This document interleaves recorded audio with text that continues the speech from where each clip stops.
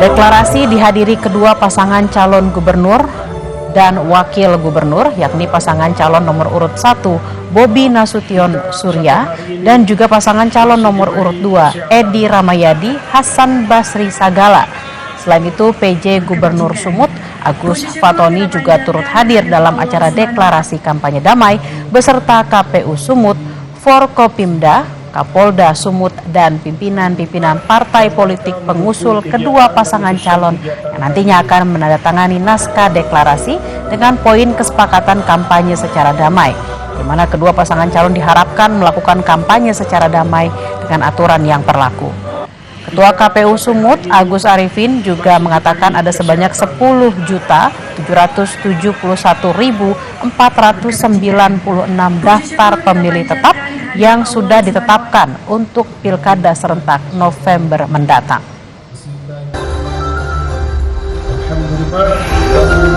Sementara itu, Komisi Pemilihan Umum Jawa Tengah menggelar deklarasi kampanye damai di kantor KPU Jawa Tengah di Jalan Veteran Kota Semarang.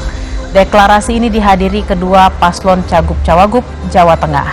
Deklarasi kampanye damai Pilgub Jateng ini merupakan pernyataan sekaligus janji untuk mewujudkan pilkada secara langsung, umum, bebas, rahasia, jujur, dan adil, serta melaksanakan kampanye secara damai, aman, berintegritas, tertib, tanpa hoaks, dan politik uang.